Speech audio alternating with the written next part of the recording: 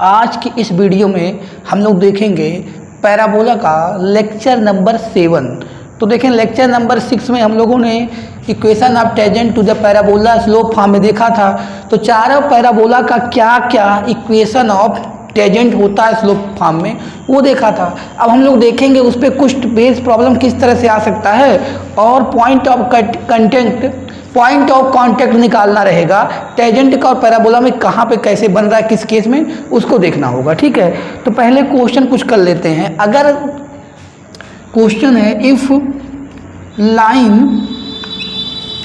LX MY + N = 0 tangent to the parabola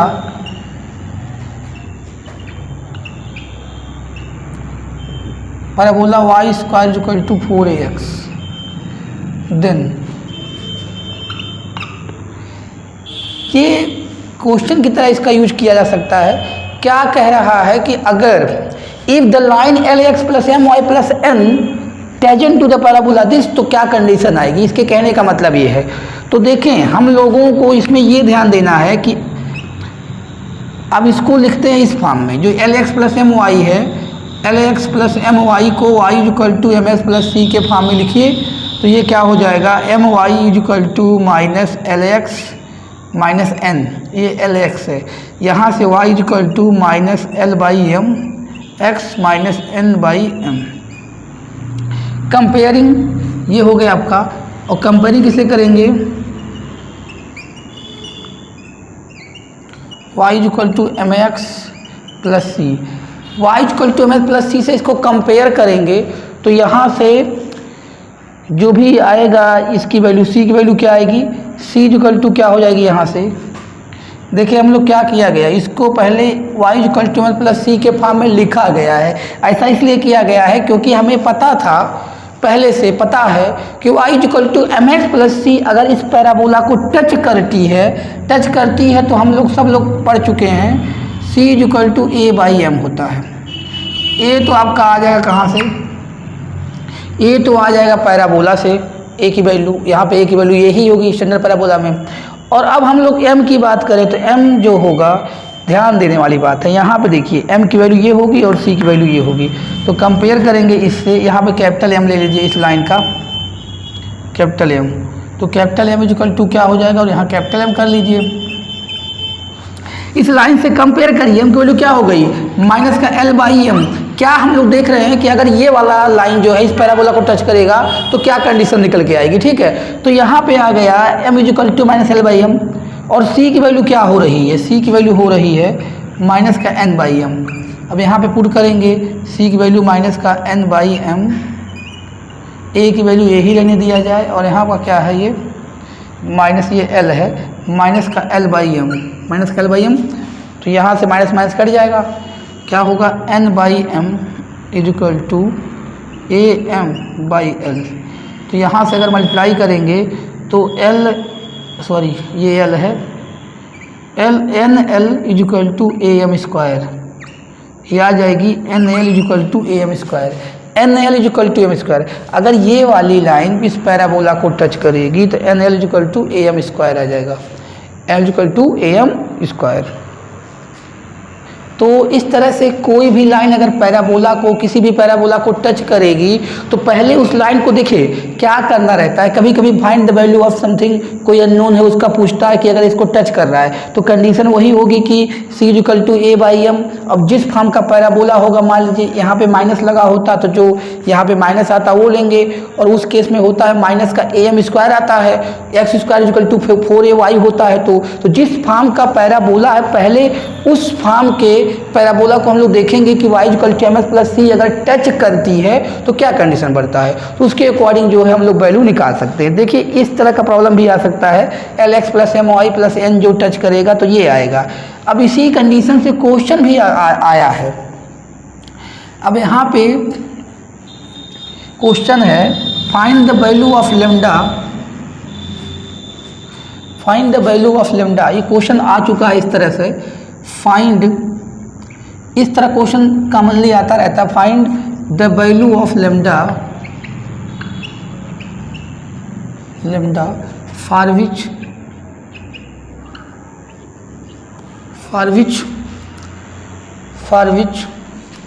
line 2x lambda 3y plus 5 equal to 0 touch the parabola y square equal to 8x। कह रहा है कि हमें lambda की value निकालनी है, लेमडा की वैल्यू निकालनी है, जो अभी पढ़े थे उसी के अकॉर्डिंग आपको देखना है। लेमडा की वैल्यू निकालनी है अगर ये वाली लाइन इस पैराबोला को टच करती है। तो देखिए कंडीशन वही होती है c equal to a by m, यहाँ भी आपको c equal to a by m ही करना है। तो उसके लिए क्या करना पड़ेगा, आप solution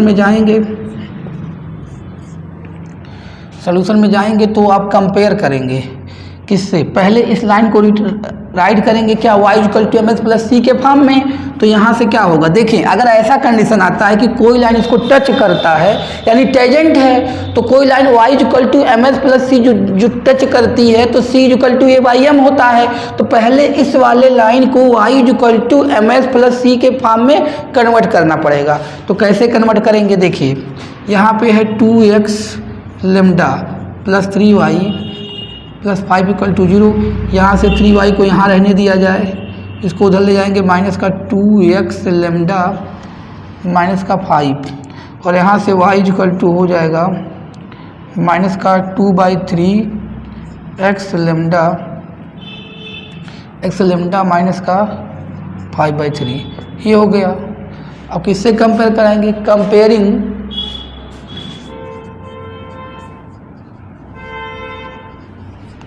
y equal to M x plus सी।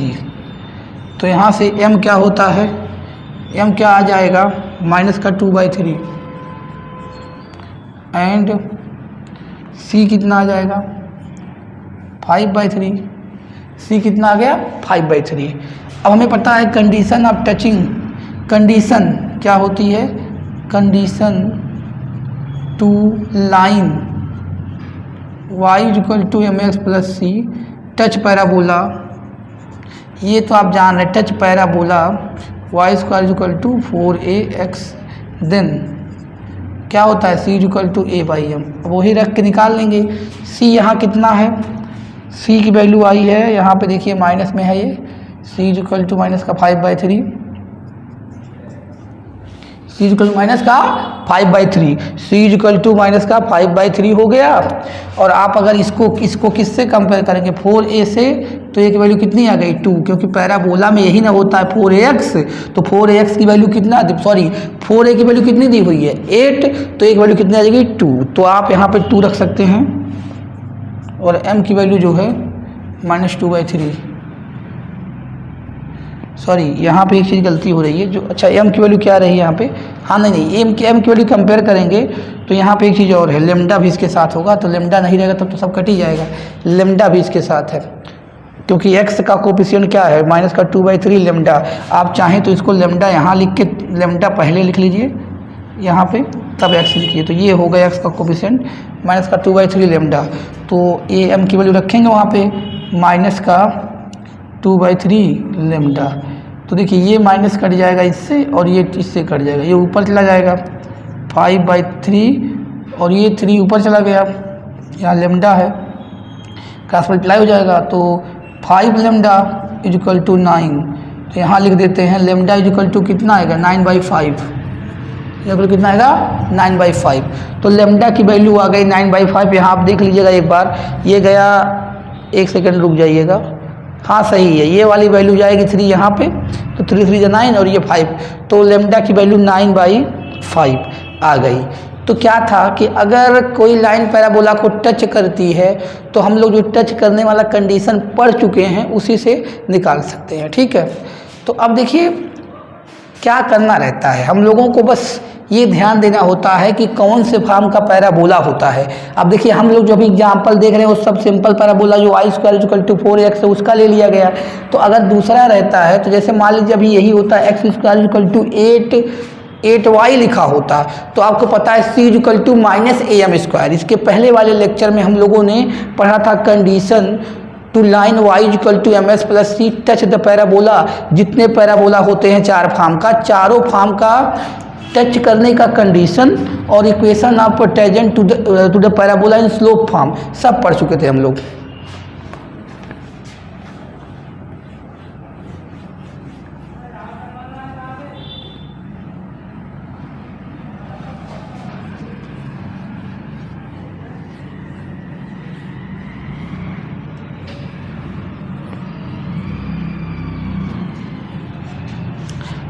अब हम लोग थोड़ा देखते हैं पॉइंट ऑफ कांटेक्ट, टेंजेंट पे पॉइंट ऑफ कांटेक्ट कैसे निकालेंगे, उसके बाद उसके आगे देखते हैं।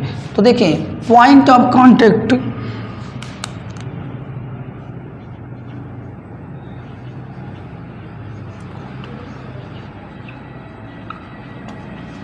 To tangent and parabola.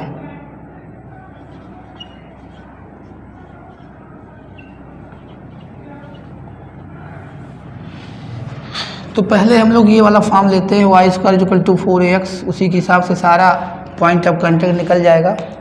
तो देखें अगर ये लाइन पैराबोला पे है y equal to M x plus c और टेंजेंट है तो c equal to a by m होता है, पैराबोला हो गया y square equal to 4ax। तो ये पैराबोला 1 मान लीजिए, इसको 2 मान लीजिए।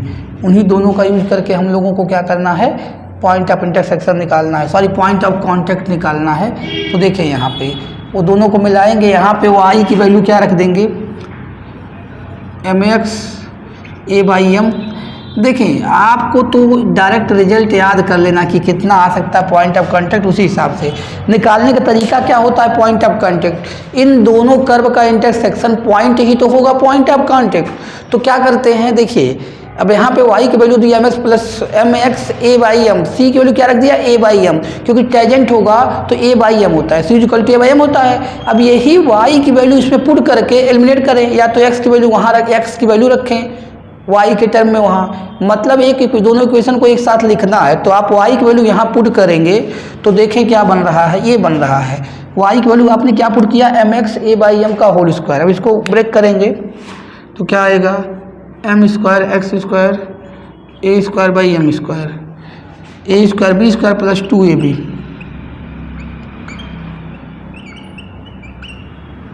Equal to 4ax।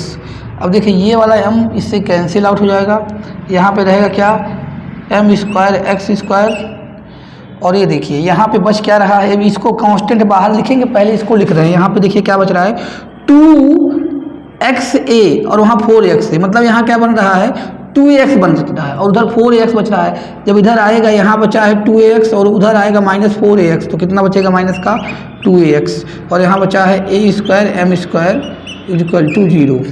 अब यहाँ पे x में क्या है, क्वाड्रेटिक है, यहाँ से इसका जो रूट्स आएगा वही वैल्यू आ जाएगी आपकी x की, और फिर उसमें पुट करके y निकाल लेंगे तो पॉइंट ऑफ कांटेक्ट इस पैराबोला के लिए आ जाएगा। तो क्या कर सकते हैं, देखिए तो यहाँ पे डायरेक्ट आप लगा दीजिए सिरधराचार, यानी क्वाड्रेटिक फार्मूला से यूज करके निकालते हैं इसका। तो माइनस बी आपने क्वाड्रेटिक फार्मूला देखिए, अब यहाँ पे तो आपको पता होगा लेकिन मैं यहाँ लिख देता हूँ। अगर a x square plus b x plus c equal to 0 होता है तो इसकी वैल्यू निकालने के लिए minus b plus minus under root b square minus 4ac divide by 2a का यूज किया जाता है, इसे बोलते हैं क्वाड्रेटिक फार्मूला। तो इस चीज़ को आपको पता होगी तो वही यूज करके यहाँ सॉल्व किया जाएगा।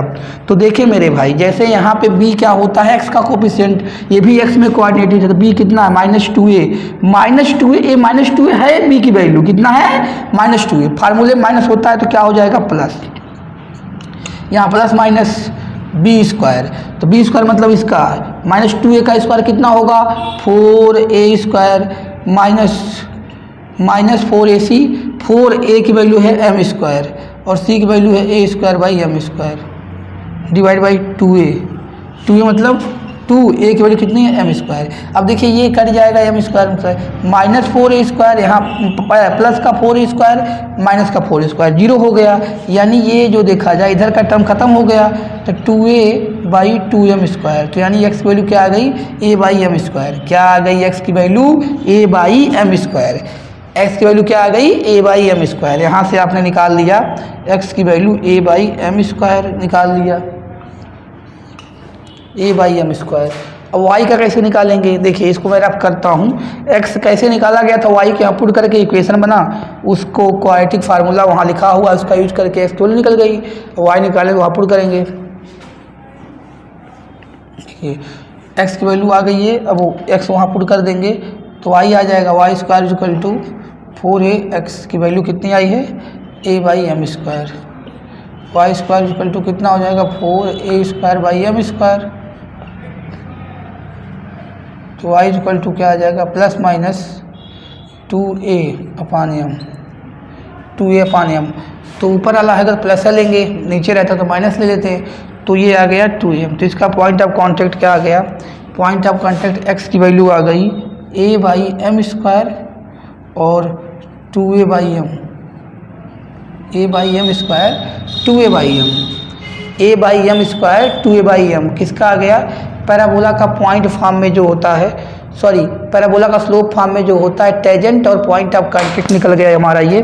तो क्या आ गया point of contact a/m square 2a/m, ठीक है, ये पॉइंट ऑफ कांटेक्ट हो गया पैराबोला का। तो यहाँ आप लिख सकते हैं, इसको आप याद कर सकते हैं, पॉइंट ऑफ कांटेक्ट क्या आ गया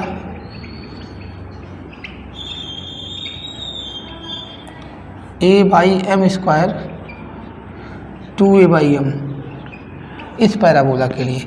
सिमिलरली अगर हम बात करें, similarly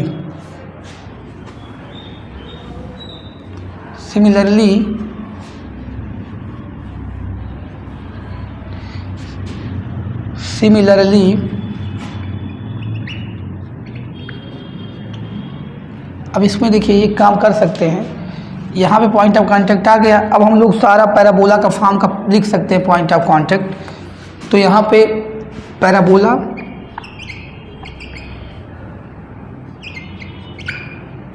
point of contact tangent to the parabola, point of contact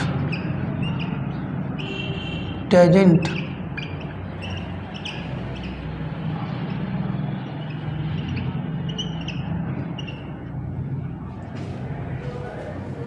देखिए अगर पैराबोला हमारा पहले फॉर्म का जो होता है कौन सा, अभी उसका पढ़ चुके हैं, y square equal to 4ax, तो इसका क्या आ गया था am square 2a/m, am square 2a/m ही आया था ना। तो आप चेक कर सकते थे, हम लोग ने यही पढ़ा था am स्क्वायर 2a/m, ठीक, इसका हो गया था। और अगर पैराबोला हमारा ये हो जाए y square equal to -4ax, तो x कोऑर्डिनेट को क्या कर देंगे नेगेटिव, x कोऑर्डिनेट को क्या कर दिया जाएगा नेगेटिव कर दिया जाएगा, माइनस का am/2am। और बाकी देखिए मैं तो लिख रहा हूँ, आपकी कोई भी प्रॉब्लम हो तो आप निकाल सकते हैं, पूरा निकाल के एक बार याद कर सकते हैं, ये तो आपको टेबल देखना ही पड़ेगा। और अगर ये होता है x square equal to 4ay, तो इसका देखिए निकालेंगे उसी तरह से, तो आता है माइनस का 2am माइनस am स्क्वायर आता है। और इसको आप चेक कर लीजिएगा, कहीं कुछ गलत होगा तो आप देख लीजिएगा, हालांकि गलत नहीं है, यही होता है, बाकी आप अपने अकॉर्डिंग निकाल के चेक करिए। क्योंकि देखिए मैं यहाँ टाइम बचाने के लिए ये सब लिख दे रहा हूँ, निकाल नहीं रहा हूँ, लेकिन आप खुद निकालिए इसको कि ये सही है क्या गलत है, ठीक है, निकाले रहोगे तो जल्दी आपको भूलेगा नहीं। और x square equal to 4ay minus का होगा तो ये सारा प्लस का होगा 2am स्क्वायर। तो ये क्या था point of contact to the tangent to the parabola this, ठीक है। तो अब क्या कहता है कि टेजेंट का इक्वेशन निकालो, also find the tangent point of contact to the tangent, ठीक। तो ये आप देख लीजिएगा, चीज़ें सही हैं, बाकी आप एक बार मिला के, जैसे हम लोगों ने इसका देखा सॉल्व करके, आप इसको भी देख सकते हैं, इसको भी देख सकते हैं, इसको भी। कोई प्रॉब्लम हो तो आप समझ सकते हैं, बाकी कोई दिक्कत नहीं, प्रोसीजर वही है सॉल्व करने का। लेकिन याद करने के लिए इसलिए कहा जाता है कि कहीं एग्जाम में क्वेश्चन आएगा तो वहाँ आप पूरा इंटरसेक्शन पॉइंट निकालने जाओगे तो टाइम लग जाएगा, तो इसी वजह से आपको क्या करना पड़ेगा, ये करना पड़ेगा, ठीक है। तो अब इस पे क्वेश्चन देखते हैं किस तरह से आता है।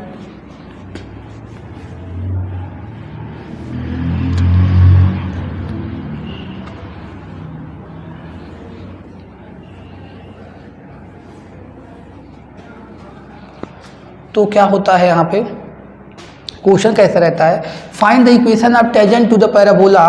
क्वेश्चन ऐसे इस तरह से आता है, find the equation of tangent to the parabola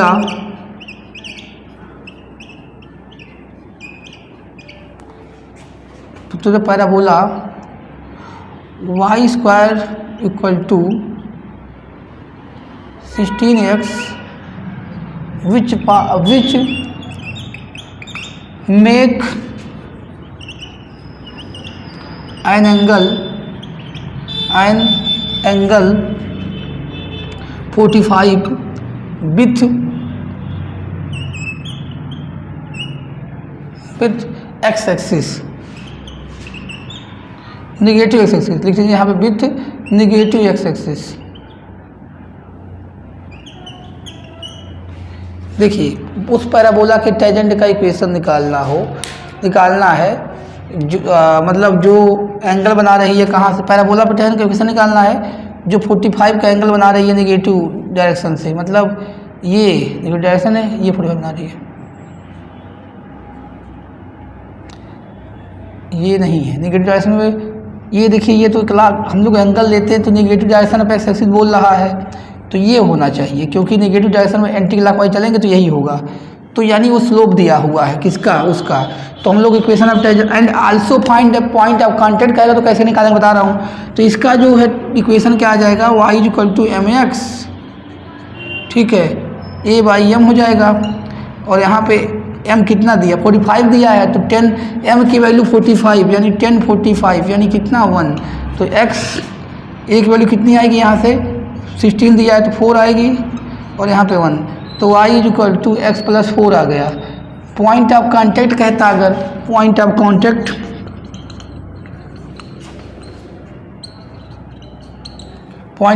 क्या होगा, a/m²। तो a कितना है 4, m की वैल्यू कितने 1 हो गई, a/m² यानी a की वैल्यू 4 हो जाए ना, यहाँ से 16 है तो 4a = 16, तो कितना है a की वैल्यू 4, तो a/m² होता है, a/m² तो ये हो जाएगा 2a मतलब 2 × a कितना है 4/m, तो अब भी हो जाएगा, तो क्या हो जाएगा 4,8 इसका पॉइंट ऑफ कांटेक्ट अगर पूछा होता तो ये होगा, ठीक है।